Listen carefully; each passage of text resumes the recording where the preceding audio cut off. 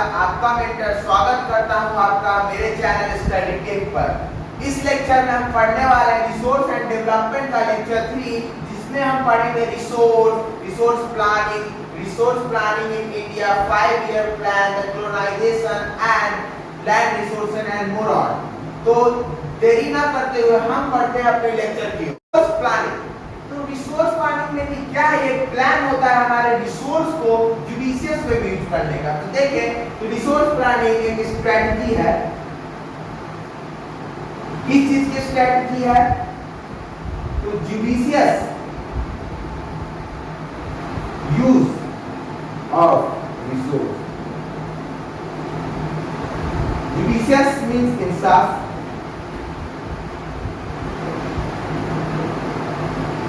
तो judicious use कैसे होगा? जब हम रिसोर्स का इक्विटेबल डिस्ट्रीब्यूशन करेंगे। इक्विटेबल डिस्ट्रीब्यूशन कैसे होगा?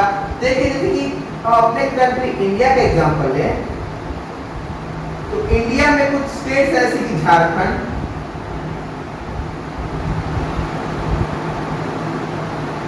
वेस्ट बंगाल, छत्तीसगढ़।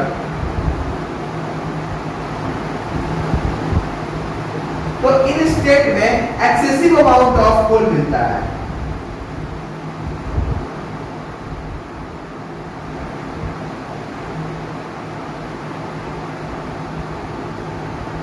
जो कि इफिशिएंट है टू फुलफिल द नीड्स। तो अब हम इसको इक्विटेबल डिस्ट्रीब्यूशन कैसे करेंगे? तो हमारे इंडिया में कुछ ऐसे और स्टेट जैसे कि जम्मू कश्मीर और साउथ इंडिया,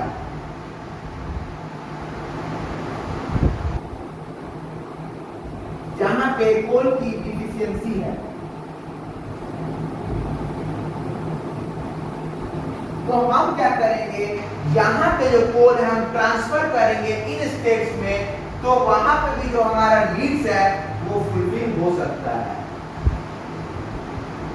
तो इसी को हम बोलते हैं इक्विटेबल डिस्ट्रीब्यूशन ऑफ। तो एक और एग्जांपल मैं लूं, तो इंडिया में हम आते हैं जम्मू कश्मीर पे।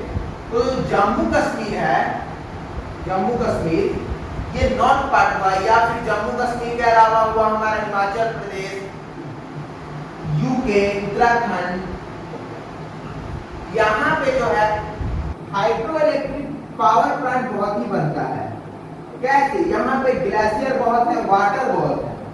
तो वाटर है तो हाइड्रो इलेक्ट्रिक पावर तो बनेगा ही रहे, हाइड्रो इलेक्ट्रिक पावर प्लांट भी बहुत होंगे। तो यहाँ पे इलेक्ट्रिसिटी बहुत होती है। इलेक्ट्रिसिटी हम बहुत उत्पन्न कर सकते हैं इस वाटर की मदद से। पर और हम देखें जहां पे नहीं है, जहां पे इलेक्ट्रिसिटी की कमी है, वहां पे ये स्टेट इलेक्ट्रिसिटी ट्रांसफर करेंगे। तो हम किसको भी बोल सकते हैं इक्विटेबल डिस्ट्रीब्यूशन ऑफ रिसोर्स। तो ये समझिए, ये स्ट्रेटजी होती है जुडिशियस यूज करने के रिसोर्स को। तो हम इसको जुडिशियस यूज कैसे करते हैं? तो इक्विटेबल डिस्ट्रीब्यूशन ऑफ रिसोर्स करके, जो कि आपको मैंने दो एग्जांपल के रूप में समझाया। तो अब हम आगे बढ़ते हैं हमारे next topic, resource planning in India. तो हमने से पहले पढ़ा था रिसोर्स प्लानिंग, तो अब हम पढ़ते हैं रिसोर्स प्लानिंग इन इंडिया कैसे होता है। हमारे इंडिया में रिसोर्स प्लानिंग 5 ईयर प्लान की सहायता से होता है। तो 5 ईयर प्लान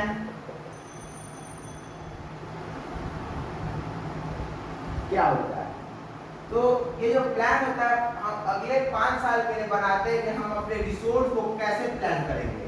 तो मैं अभी आपको आगे बताऊंगा, पर उससे पहले बता दूं कि हमारा जो फर्स्ट 5 ईयर प्लान है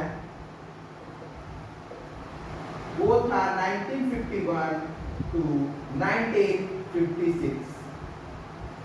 हमारा जो लास्ट 5 ईयर प्लान था वो था 12 5 ईयर प्लान, जो कि था 2012 to 2017। और जो हमारा सेकेंड 5 ईयर प्लान था वो थोड़ा इंपॉर्टेंट था, क्योंकि जो कि था 1956 to 1961, वो थोड़ा इंपॉर्टेंट प्लान था जिसको मैं अभी डिस्कस करूंगा अगले टॉपिक में। पर हम जान लेते हैं इस 5 ईयर प्लान को हम कहते क्या थे, हम इसको एक और नाम से जानते थे, जिसका था महालानोबिस प्लान। तो जैसा कि हम देख सकते हैं 12 5 year plan, last 5 year plan 2017 तक की क्यों, 13 5 ईयर प्लान क्यों है, क्योंकि जब 2014 में मोदी सरकार आई तो उन्होंने 2017 के बाद इस 5 ईयर प्लान को डिसकंटिन्यू कर दिया। वो तो 2014 में ही कर देते, पर उन्होंने सोचा कि जब हो गया है तो इसको चलने दे, और 2017 में उन्होंने डिसकंटिन्यू कर दिया। तो मेनली 5 ईयर प्लान को प्लान करने के लिए एक कमीशन होती थी, इसको हम कहते थे प्लानिंग कमीशन।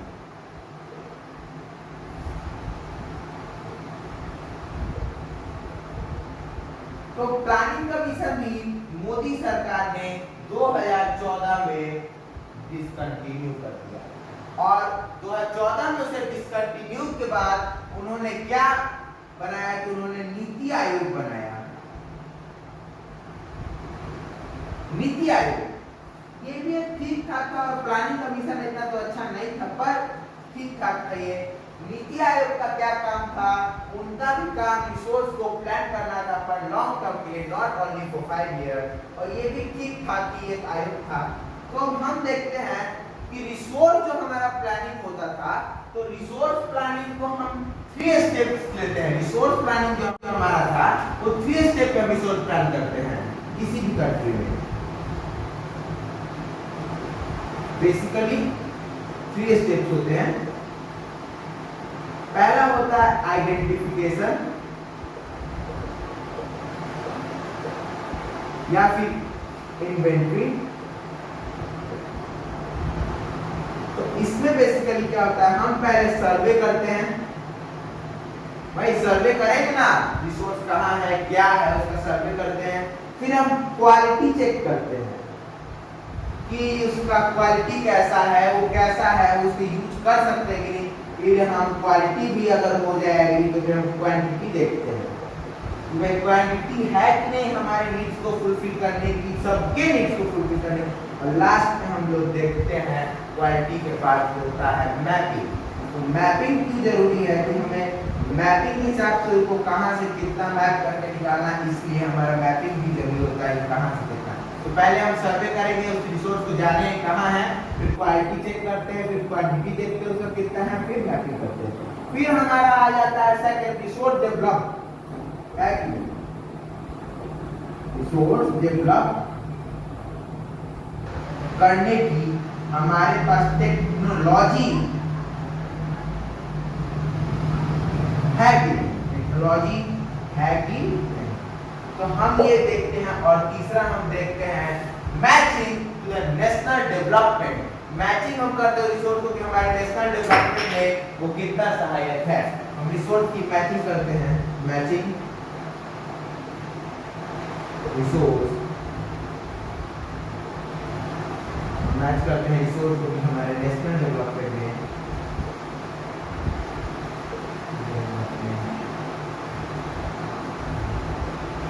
सहायक है कि नहीं। तो अब हम पढ़ेंगे 5 year plan. First 5 year plan, तो हमारा फर्स्ट 5 ईयर प्लान कब हुआ था, 1951 टू 1956। ये प्लान हमारा आफ्टर इंडिपेंडेंस था।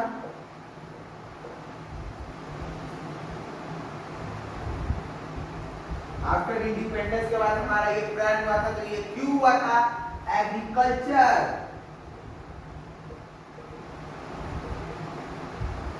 डेवलपमेंट के लिए हुआ था। तो हमारा ये क्यों हुआ था फर्स्ट 5 ईयर प्लान, तो एग्रीकल्चर डेवलपमेंट के लिए हुआ था। और दूसरा 5 ईयर प्लान जो मैंने आपको पीछे बताया, सेकेंड 5 ईयर प्लान 1956 टू 1961, इसे हम महालानोबिस प्लान के नाम से भी जानते हैं। तो ये प्लान मेनली था क्या? तो ये प्लान जो महाराणा नोबेल ने दिया था, ये प्लान में कि हम कंट्री में इंडस्ट्री बढ़ाएंगे, हम कंट्री में ज्यादा से ज्यादा इंडस्ट्री बढ़ाएंगे। तो इंडस्ट्री बढ़ेगी तो एम्प्लॉयमेंट बढ़ेगा, एम्प्लॉयमेंट बढ़ेगा। बेसिकली बात है कि अगर इंडस्ट्री होगी तो एम्प्लॉयमेंट बढ़ेगा, एम्प्लॉयमेंट बढ़ेगा तो मनी आएगा, इसके पास पैसे आएंगे, पैसे आएंगे तो सेल्स बढ़ेगा। किस चीज का? सेल्स बढ़ेगा तो डिमांड होगा, तो डिमांड होगा तो प्रोडक्शन बढ़ेगा, प्रोडक्शन बढ़ेगा तो फिर से कंपनी इंडस्ट्री लगाएगी किस चीज की? किसी चीज की इंडस्ट्री बढ़ेगी तो फिर एम्प्लॉयमेंट होगा, फिर एम्प्लॉयमेंट होगा, फिर मनी आएगा, फिर सेल्स आएगा, फिर तो ये साइकिल चलते जाए। तो इसी को हम कहते हैं ट्रिकल डाउन इफेक्ट। तो ट्रिकल डाउन इफेक्ट बेसिकली क्या होता है? उन्हें भी इसी ट्रिकल डाउन इफेक्ट के रूप में, मान लीजिए एक घड़ा है, इस घड़े में इंडस्ट्री है, ये हमारा इंडिया है, और इस इंडिया में हम यहाँ पे दो छेद कर दिए, ये इसमें से ट्रिकल डाउन एम्प्लॉयमेंट गिरेगा, हमारे इंडिया में एम्प्लॉयमेंट है। इसी को हम ट्रिकल डाउन इफेक्ट के नाम से भी जानते हैं, इस इफेक्ट को जो इन्होंने दिया था।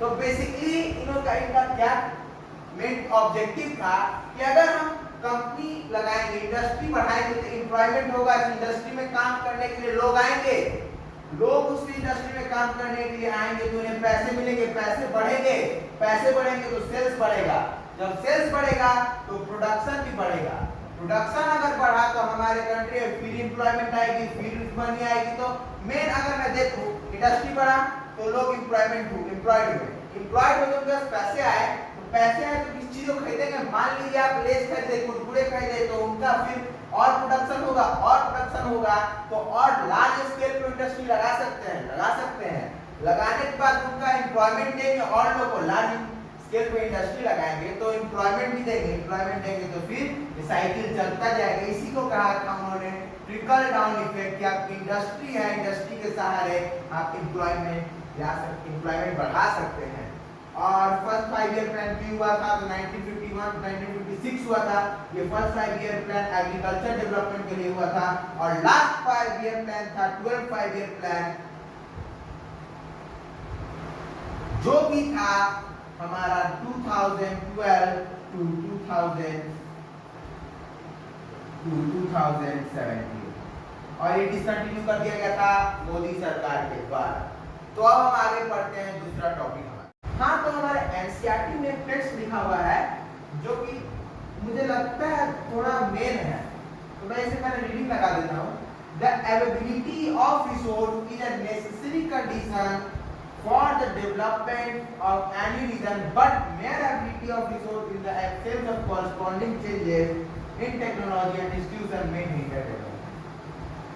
तो इस लाइन में कुछ ऐसा लिखा हुआ है कि जो हमारा रिसोर्स है उसका अवेलेबिलिटी जो होता है बहुत एक नेसेसरी कंडीशन होता है हमारे डेवलपमेंट के लिए। मतलब कि हमारा जो रिसोर्स है उसका होना हमारे डेवलपमेंट के लिए बहुत नेसेसरी है, पर अगर उस रिसोर्स के लिए हमारे पास टेक्नोलॉजी नहीं होगा तो वो कुछ हिंड्रेंस ला सकता है हमारे डेवलपमेंट पे। इसका साफ यही मतलब है कि हमारे पास रिसोर्स है तो हमारा वो कंडीशन जो है नेसेसरी कंडीशन को फुलफिल कर सकता है डेवलपमेंट को, पर अगर हमारे पास टेक्नोलॉजी नहीं होगा तो हमारा रिसोर्स जो है वो हिंड्रेंस हो सकता है डेवलपमेंट में, हमारा हिंड्रेंस कर सकता है टेक्नोलॉजी ना हो तो। स्टार्टिंग से एक वर्ड आ रहा है टेक्नोलॉजी हमारा होना बहुत जरूरी है।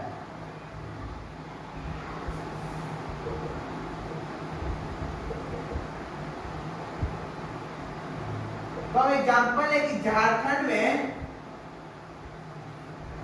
कोल बहुत है, पर अगर हमारा कोल को निकालने का टेक्नोलॉजी ही नहीं होता तो हम कोल को यूज कर नहीं पाते, तो रिसोर्स हमारा बर्बाद हो जाता। देखिए आज हमारे पास टेक्नोलॉजी है तो रिसोर्स हमारा झारखंड में जो कोल मिलता है वो हमारा नीड फुलफिल कर रहा है ना। और अगर टेक्नोलॉजी नहीं होता तो कोल जो है हमारा निकलता नहीं, यूज नहीं कर पाते तो हमारा रिसोर्स बर्बाद हो जाता। तो अब हम अपने नेक्स्ट टॉपिक की ओर बढ़ते हैं, द हिस्ट्री ऑफ कोलोनाइजेशन। तो अब हम इसे पढ़ेंगे हमारे इंडिया का जो कोलोनाइजेशन हुआ था उसका हिस्ट्री के बारे में। तो कोलोनाइजेशन कहाँ? इंडिया का। तो हमारे इंडिया को आप जानते होंगे गोल्डन स्पैरो के नाम से भी जाना जाता है। गोल्डन स्पैरो क्योंकि यहाँ पे बहुत गोल्ड, सिल्वर और ब्रॉन्ज। तो जो हमारा ब्रिटिश कंट्री था वो यूरोपियन कंट्री और ब्रिटिश कंट्री था हमारे देश में बहुत बैटल लड़े। तो हमारा मेन पहले यूरोप आया था, यूरोपियन कंट्रीज ब्रिटिश। तो यूरोपियन कंट्रीज में हमारा क्यों आया था? हमारे स्पाइसेस जो है हमारे देश में होते थे बहुत ज्यादा, तो उसको लेने के लिए वहां पे कम होते थे इसलिए उसको थोड़ा लेने के लिए आता था। तो यूरोप हमारा इंडिया आया, इंडिया में स्पाइस लिया यूरोप, ठीक है। तो पर ब्रिटिश आया तो ब्रिटिश ने बैटल ऑफ प्लासी लड़ा। ब्रिटिश ने बैटल ऑफ प्लासी, तो इस बैटल में उन्होंने बंगाल को कंट्रोल कर लिया, बंगाल को कंट्रोल कर लिया। तो बंगाल में बल्कन्स थे, बल्कन में बहुत रिसोर्स पाया जाता है। बंगाल के बल्कन रिसोर्स बहुत होते थे, तो उन्होंने वो एक्यूपाई कर लिया अपने देश के लिए, अपने देश भेजने लगे, जिससे कि हमारे इकोनॉमी पे बहुत बड़ा असर पड़ा था और उनका इकोनॉमी बहुत अच्छा हुआ था। तो इंडिया में हिस्ट्री में कोलोनाइजेशन क्या हुआ था कि हमारे इंडिया को गोल्डन स्पैरो के नाम से जाना जाता था, और जो हमारा यूरोपियन कंट्रीज था वो आता था हमारे इंडिया में स्पाइस लेने के लिए, स्पाइस को अपने देश में करने के लिए। तो जो हमारा ब्रिटिश था उन्होंने रिसोर्स तो लिया, उसके साथ साथ हमारे गोल्डन स्पैरो से गोल्डन हटा दिया।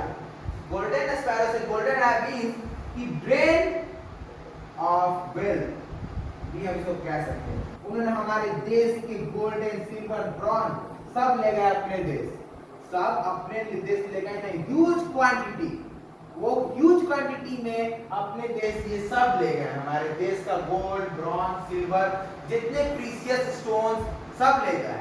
और उन्होंने जब बंगाल को कंट्रोल किया तो उन्होंने बल्कन पे से रिसोर्स भी ले गया, जिसके कारण वर्ल्ड वॉर 1 भी जो था कुछ इसका मेन फैक्टर था इसी के कारण। तो इकोनॉमी डाउन हुआ हमारे देश का, उनके देश का बढ़ा। और जो यूरोपियन कंट्री स्पाइस कब लेने आता था? तो नवंबर से फरवरी वहां पे स्नोफॉल होती थी, तो हमारा स्नोफॉल दैट इज व्हाई वहां पे स्पाइसेस की दिक्कत होती थी। तो उन्होंने स्नोफॉल के कारण हमारे देश में स्पाइस लेने आते थे। तो ये हम समझे हिस्ट्री ऑफ कोलोनाइजेशन। एक और बात, तो हिस्ट्री ऑफ कोलोनाइजेशन इंडिया का, हम इंडिया को गोल्डन स्पैरो के नाम से जानते थे, जो कि ब्रिटिश आके गोल्ड, सिल्वर और ब्रॉन्ज सब ड्रेन कर गए, जिसको हम ड्रेन ऑफ वेल्थ भी कहते हैं। ब्रिटिश ने बैटल ऑफ प्लासी लड़ा, जिसमें कि उन्होंने बंगाल को कंट्रोल किया, बंगाल को कंट्रोल, बल्कन के सब रिसोर्स को अपने देश ले गए। और यूरोपियन देश हमारे इंडिया में आते थे, रिसोर्स एक स्पाइसिंग रिसोर्स है उसको लेने। कब? नवंबर से फरवरी के महीने में जब वहां स्नोफॉल होते थे। तो हम अपने नेक्स्ट टॉपिक की ओर बढ़ते हैं, कंजर्वेशन ऑफ रिसोर्स। तो कंजर्वेशन ऑफ रिसोर्स के लिए हमारे को मेन कुछ ऑब्जेक्टिव की जरूरत होती है जिससे हम रिसोर्स को कंजर्व कर सकते हैं। तो पहला हमारा जो ऑब्जेक्टिव हो सकता है वो तो एकदम मेन है सस्टेनेबल डेवलपमेंट। मैंने इसे आपको पढ़ा चुका है, और अगर आपने वो लेक्चर नहीं देखा है तो हमारे प्रीवियस लेक्चर में जाएं और ये लेक्चर जरूर देखें, तभी आपको आगे कॉन्सेप्ट अच्छा समझ में आएगा। दूसरा तीसरा हम क्या करेंगे, तो no over use of resource, resource का ओवर यूज नहीं करेंगे। तीसरा हम क्या करेंगे, ऑप्टिमम यूज ऑफ रिसोर्स।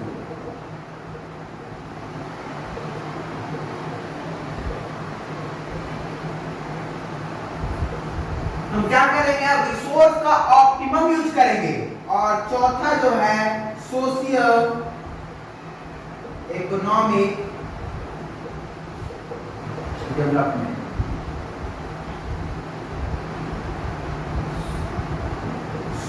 तो कंजर्वेशन ऑफ रिसोर्स के लिए हम पहले क्या करते हैं, सस्टेनेबल डेवलपमेंट। पहला पॉइंट सस्टेनेबल को डिटेल में पढ़ाया है मैंने पिछले लेक्चर में। No over use of resource, over use नहीं करेंगे रिसोर्स का, ऑप्टिमम करेंगे, उसको सिस्टमैटिक वे में करेंगे। और चौथा सोशियो इकोनॉमिक डेवलपमेंट होगा, इकोनॉमिकली और सोशल भी होगा। तो at international level club of Rome was advocated for resource conservation for the first time in systematic way in 1968। तो इंटरनेशनल लेवल पे Club of Rome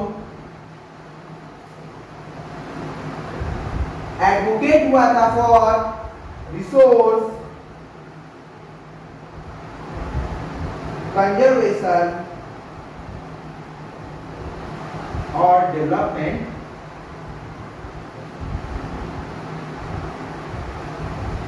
for first time in systematic वे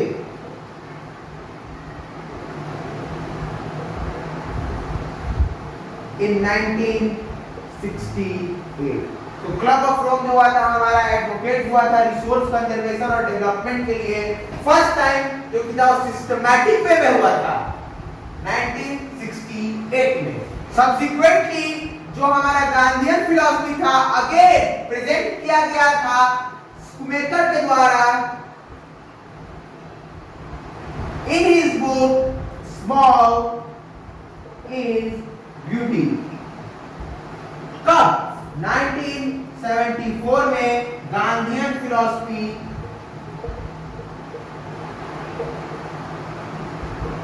को फिर से present किया गया था। उनका जो फिलॉसफी था, डोंट बी ग्रीडी, उसको at a world level, okay. और उसके बाद एक वर्ल्ड लेवल पे ब्रंटलैंड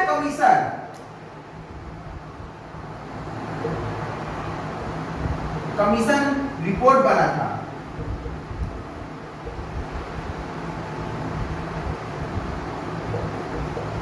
इन 1987।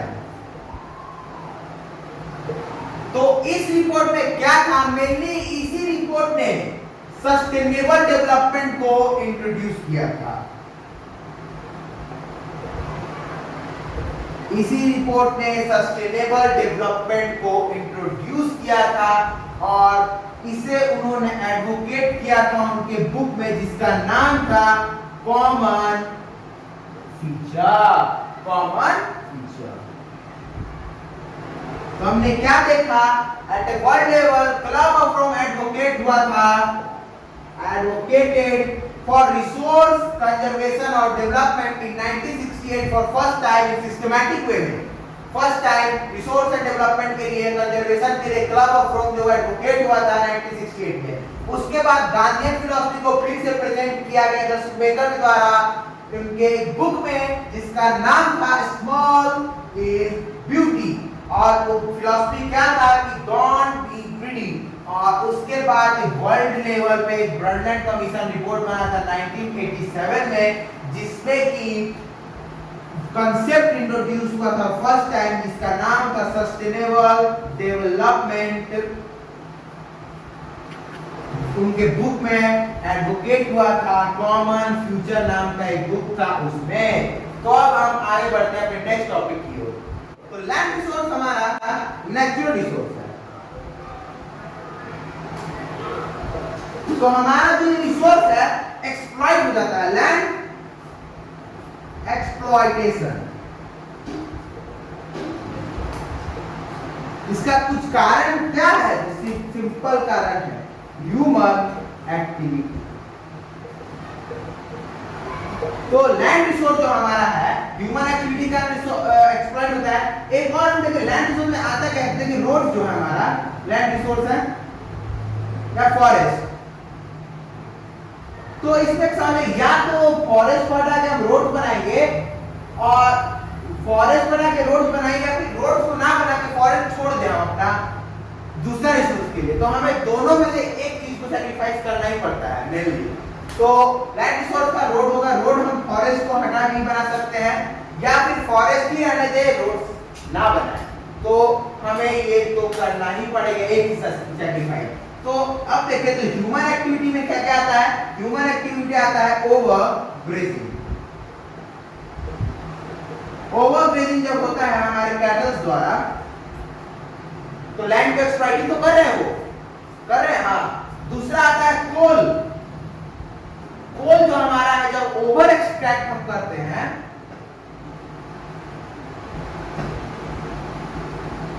तो वो भी हमारा लैंड एक्सप्लॉइटेशन उसके कारण भी होता है। तो हमने क्या पढ़ा कि लैंड रिसोर्स जो है नेचुरल रिसोर्स है, जैसे कि रोड्स हुआ, फॉरेस्ट हुआ, फॉरेस्ट काट के रोड बनते हैं। एक रिसोर्स को सैक्रिफाइस करना पड़ता है हमें, ये ह्यूमन का एक्टिविटी का एक्सप्लॉइट होता है। ह्यूमन एक्टिविटी कौन? ओवरग्रेजिंग, कोल ओवर एक्सट्रैक्ट होता है। तो अब हम देखते हैं कि हमारा लैंड कितने परसेंट टू कितने कितने जगह बचा हुआ है। तो हमारा लैंड जो है अर्थ का 43% प्लेन है, हमारा अर्थ का लैंड में 43% प्लेन। ओके, 43% जो हमारा अर्थ का लैंड है वो प्लेन्स है, प्लेन्स के रूप में। 27% प्लैट्यू के रूप में, और 30% माउंटेन के रूप में है। समझे? तो ये हमारा हो गया 43 + 37, 70 + 30, 100%। इसी रूप में हमारा लैंड बचा हुआ है। तो अब हम आगे पढ़ने वाले हैं लैंड का डिग्रेडेशन, लैंड का कंजर्वेशन कैसे करेंगे, यूटिलाइजेशन। तो हम इसको समझेंगे पैटर्न बना के। तो फर्स्ट हमारा लैंड यूटिलाइज होता है फॉरेस्ट के रूप में। फॉरेस्ट के रूप में हमारा फर्स्ट लैंड यूटिलाइज होता है। सेकंड हमारा लैंड होता है, सेकंड हमारा जो लैंड है, land which is not cultivable, cultivated land, not cultivated, जैसे कि बैरन लैंड, वेस्टलैंड। तो हमारा लैंड का यूटिलाइजेशन है मेनली 5 टॉपिक में बटा हुआ है। तो हमारा जो लैंड जो कि नॉन कल्टीवेबल, यहाँ पे नॉन एग्रीकल्चर,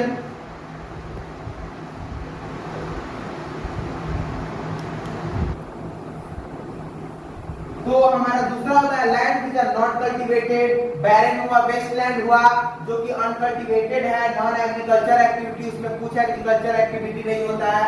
तीसरा हमारा आता है, तो दूसरा आपने समझा, अब हम देखते हैं तीसरा। तीसरा आता है अनकल्टीवेटेड लैंड। अनकल्टीवेटेड लैंड, फैलो लैंड के अलावा, फैलो लैंड जो कल्टीवेटेड उसको एक्सक्लूड कर दो, एक्सक्लूडिंग फैलो लैंड। तो इन लैंड में क्या होता है? Miscellaneous tree growth, overgrazing. अब चौथा टर्म हमारा आता है, तो चौथा टर्म हमारा आता है कल्टीवेबल वेस्टलैंड, जो कि कल्टीवेट हो सकते हैं पर वेस्टलैंड है। समझे? पहला हमारा था फॉरेस्ट, दूसरा आता है land which are not cultivated, land which are not barren land हुआ, वेस्टलैंड और नॉन एग्रीकल्चर यूज हुआ। तीसरा था uncultivated land which are excluding fallow land, हम फॉलो लैंड को नहीं लेते हुए बोलते हैं। चौथा मिसलेनियस ट्री ग्रोथ होता है, ओवरग्रेजिंग। और पांचवा होता है land fallow land which are not cultivated,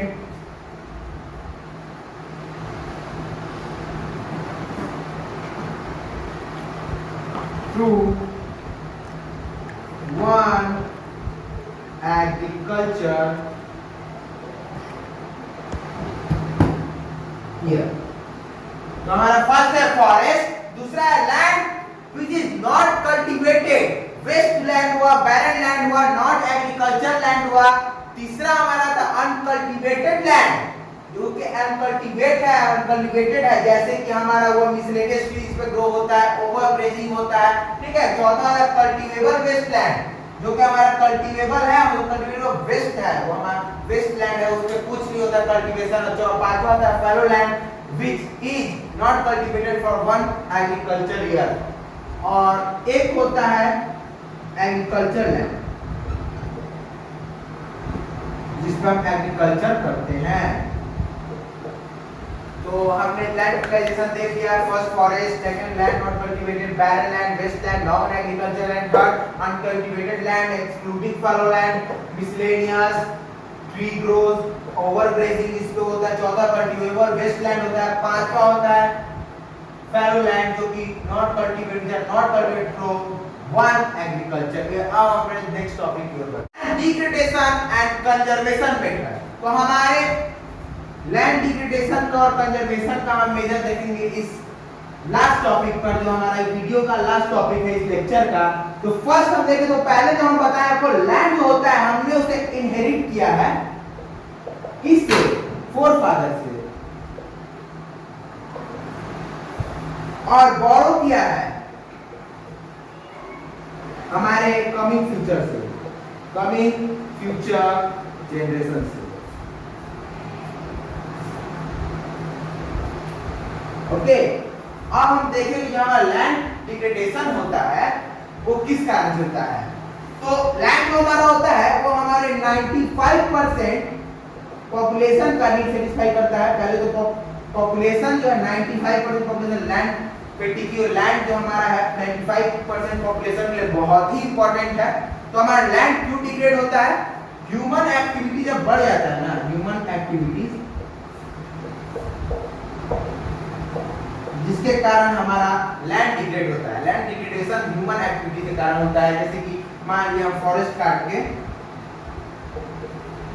flat बनाए, ठीक है। तो अब हम देखें लैंड कंजर्वेशन के कुछ मेजर। तो पहला है डिफॉरेस्टेशन को घटा दिया जाए, डिफॉरेस्टेशन को घटा दिया जाए। दूसरा है एफॉरेस्टेशन बढ़ा दिया जाए।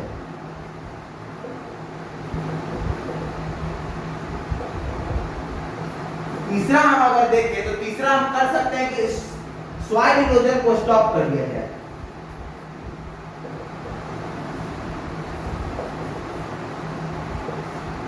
चौथा है हमारा कि हम जो सॉइल में से मिनरल एक्सट्रैक्ट कर रहे हैं उसको कम कर दिया जाए।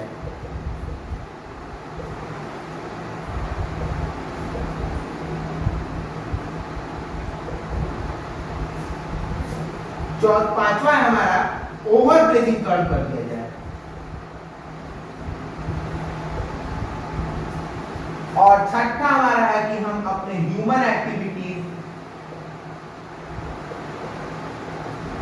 को कम करते। तो ह्यूमन एक्टिविटी जैसे फॉरेस्ट हम कट करके फ्लैट बना रहे हैं, तो हमारा ह्यूमन एक्टिविटी, तो फॉरेस्ट कट हो रहा है तो लैंड का, भाई लैंड का डिग्रेडेशन तो होगा ना वहां पे। तो कंजर्वेशन के लिए हम ये करते हैं। और अगर पूछ दिया गया बाई चांस की लैंड डिग्रेडेशन किन कारणों से होता है, तो इसको डायरेक्ट ऑपोजिट कर दिया जाए कि अगर लैंड डिफॉरेस्टेशन बढ़ जाता है, एफॉरेस्टेशन कम हो जाता है, सॉइल इरोजन इंक्रीज हो जाता है, सॉइल में जो मिनरल है वो ओवर मिनरल एक्सट्रैक्ट हो जाता है, ओवर ग्रेजिंग जो है वो बहुत ही बढ़ जाता है, ओवर हो जाता है, और ह्यूमन एक्टिविटीज बहुत बढ़ जाता है, हमारा लैंड डिग्रेडेशन होता है। तो ये हमारा आज का लेक्चर का लास्ट टॉपिक था। इसी के साथ हमारा लेक्चर खत्म होता है। पर हम जाने से पहले एक बात कहूंगा कि हम आपका इतना सपोर्ट करें तो आप भी हमारे चैनल को सपोर्ट करिए।